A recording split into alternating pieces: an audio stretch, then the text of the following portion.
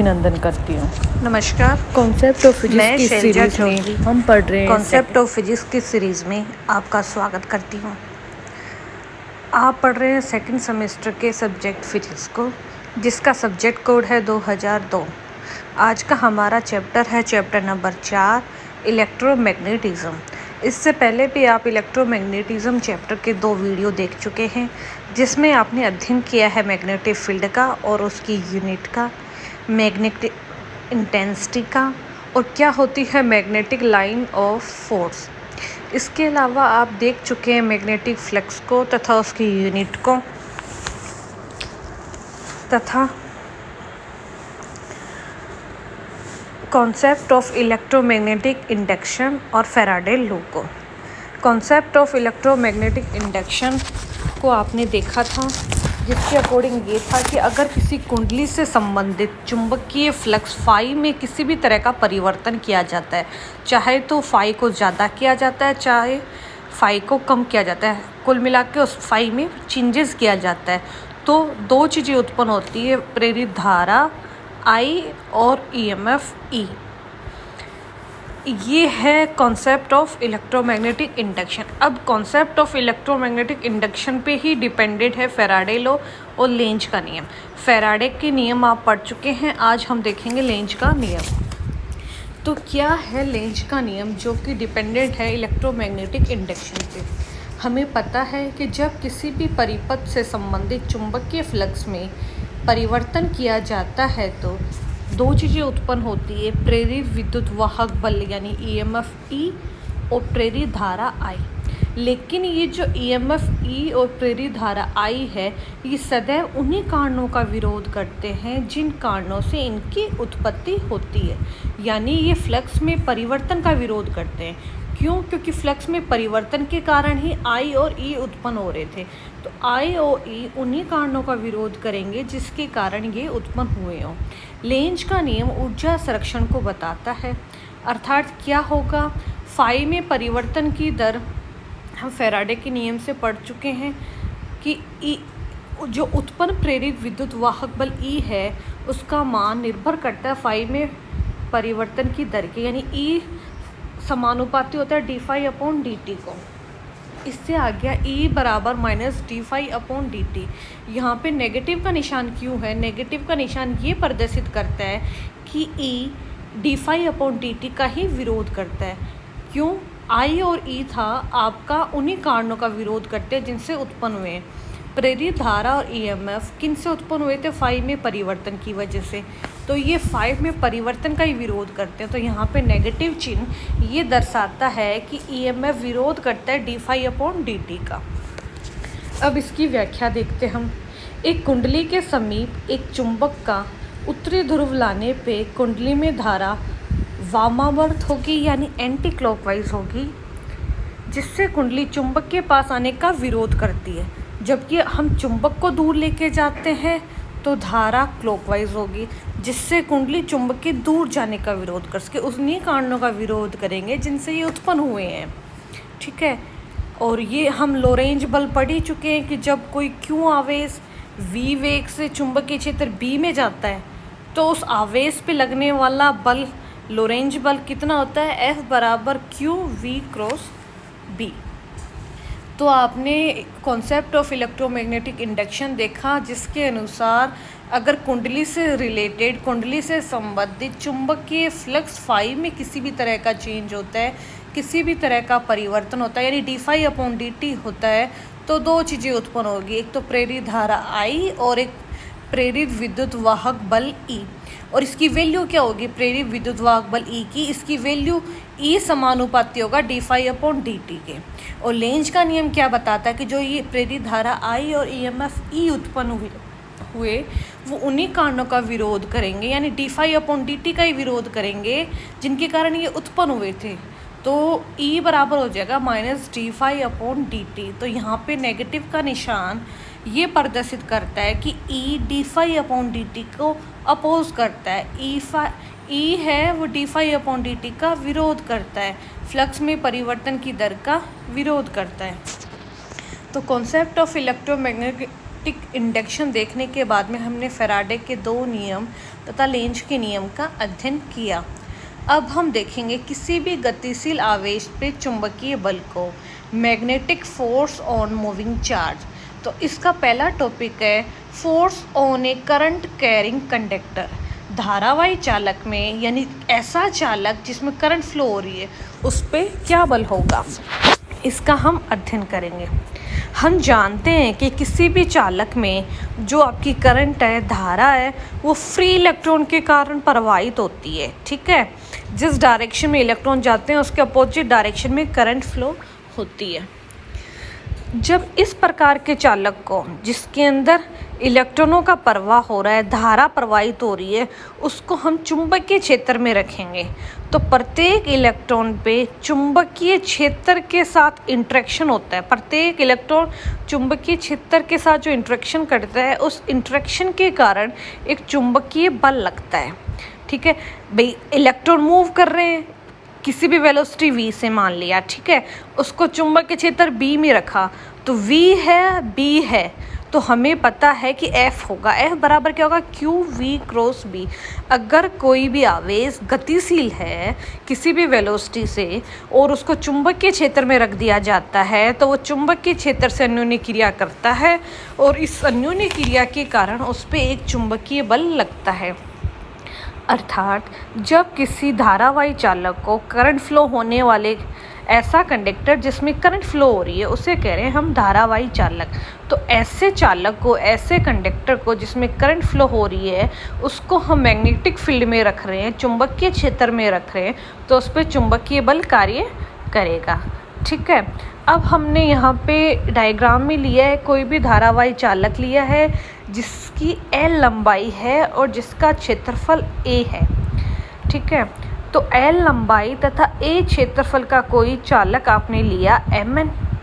ठीक है, जिसे हम एक समान चुंबकीय क्षेत्र B में रख रहे हैं। एक समान चुंबकीय क्षेत्र का मतलब है कि उसका प्रत्येक पॉइंट पर उसका मैग्नीट्यूड और उसकी डायरेक्शन सेम है। एक समान चुंबकीय क्षेत्र है तो उसकी जो चुंबकीय बल रेखाएं एक दूसरे के समांतर होती हैं। ठीक है, L लंबाई और A क्षेत्रफल का कोई चालक लिया आपने, जैसे मान लिया हमने एक तार ही लिया जिसकी L लंबाई है और A क्षेत्रफल है, तार Mn लिया। ठीक है, इसको हमने रख दिया एक समान चुंबकीय क्षेत्र B में, और रखा किस तरह से कि ना, इस तरह से रखा कि एक्स एक्सिस के डायरेक्शन में हो।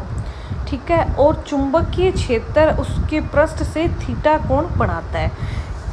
L लंबाई और A क्षेत्रफल के तार को एक समान चुंबकीय क्षेत्र में इस तरह से रखा कि वो एक्स एक्सिस के डायरेक्शन में है और वो चुंबकीय क्षेत्र के और उसका जो चुंबकीय क्षेत्र है वो उसके पृष्ठ से थीटा कोण बनाता है। अब हमने मान लिया उस तार में कोई I करंट फ्लो हो रही है।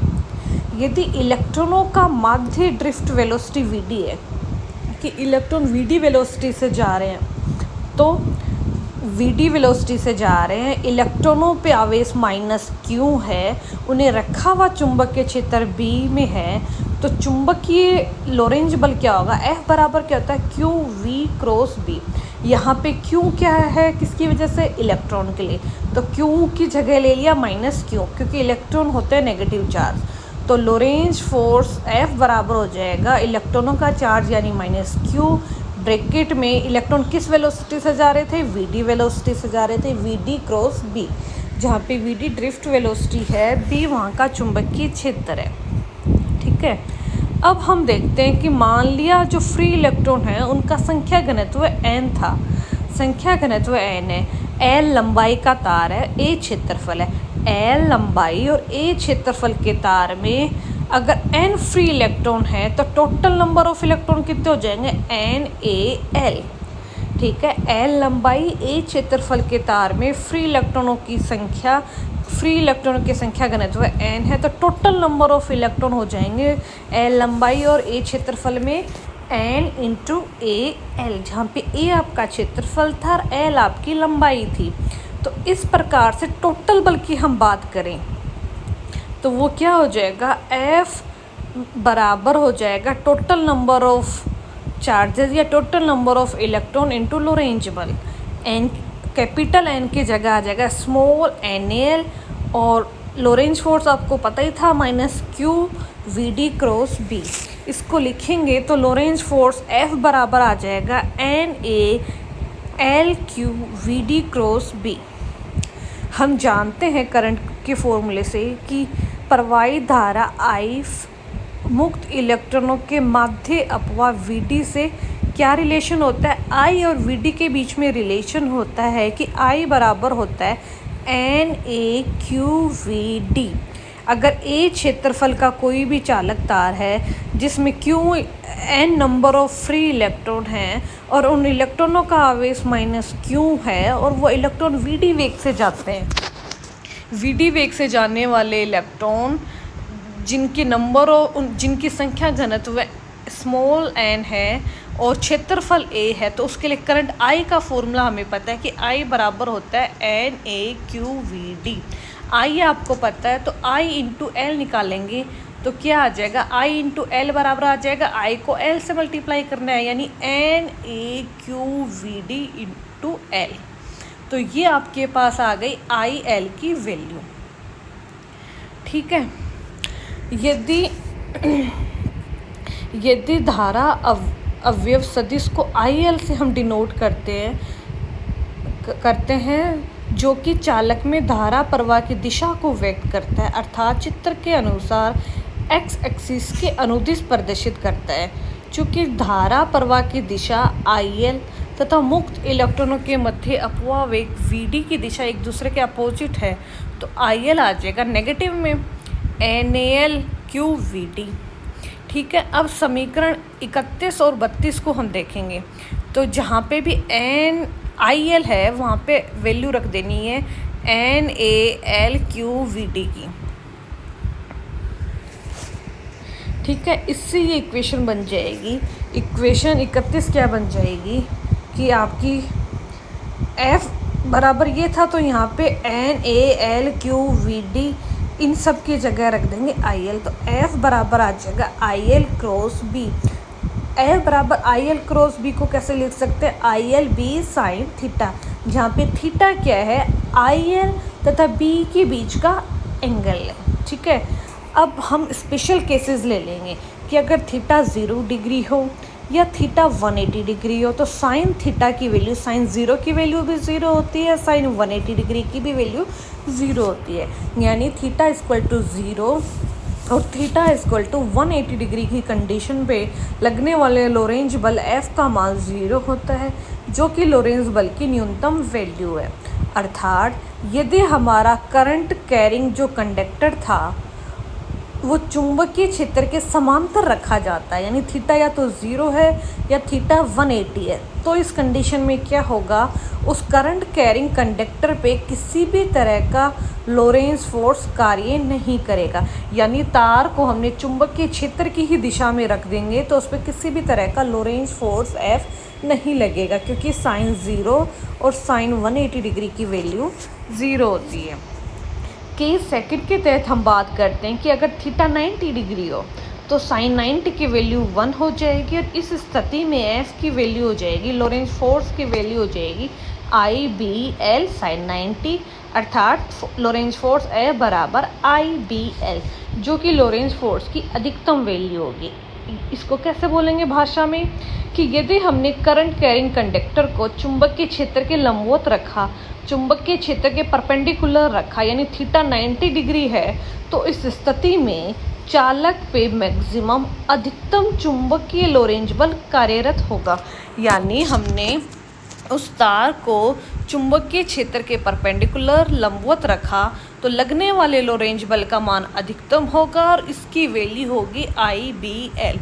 और इस लोरेंज फोर्स की डायरेक्शन को आप निकाल सकते हो फ्लेमिंग के बाएं हाथ के नियम के अनुसार। तो ये आपका हो गया कि किसी भी करंट कैरिंग कंडक्टर है जो कि L लंबाई का A क्षेत्रफल का है, उससे हमने किसी भी चुंबकीय क्षेत्र B में इस प्रकार रखा कि दोनों के बीच में एंगल थीटा है, तो लोरेंज फोर्स का मान आपको पता है F बराबर क्यू V क्रॉस B होता है। अब ये VD वेलोसिटी से जा रहा है, इलेक्ट्रॉन की बात कर रहे हैं, तो चार्ज Q की जगह इलेक्ट्रॉन का आवेश -Q, ठीक है। A क्षेत्रफल, N लंबाई में अगर संख्या घनत्व N है तो टोटल नंबर ऑफ इलेक्ट्रॉन्स हो जाएंगे NaL। तो लोरेंज फोर्स की वैल्यू यहाँ पे आ जाएगी NaL Q VD cross B। फिर हमें पता है कि I और VD के बीच में रिलेशन होता है कि I बराबर NaQ VD होता है। इससे IL निकाल देंगे। इस IL की वैल्यू को जब इक्वेशन 31 में पुट करोगे तो ए बराबर आ जाएगा IL क्रॉस B, यानी IBL साइन थीटा। अब हम कर सकते हैं कि तार को इस तरह से रखें कि वो चुंबकीय क्षेत्र के समांतर हो, यानी थीटा 0 हो या 180 डिग्री हो। इस कंडीशन में लोरेंज फल का मान मिनिमम होगा और कितना होगा, 0 होगा। परंतु यदि हमने तार को चुंबकीय क्षेत्र के परपेंडिकुलर रख दिया है, 90 डिग्री पे रख दिया है, तो लगने वाले लोरेंज फोर्स का मान अधिकतम होगा और वो होगा IBL। और इस फोर्स की जो डायरेक्शन है वो आप निकालोगे फ्लेमिंग के बाएं हाथ के नियम से। तो इस प्रकार ये टॉपिक कंप्लीट होता है। इससे आप अपनी ट्यूटोरियल की कॉपी में कीजिए, इसके नोट्स बनाइए। नेक्स्ट वीडियो के लिए देखते हैं हम नेक्स्ट टॉपिक को। तब तक के लिए धन्यवाद।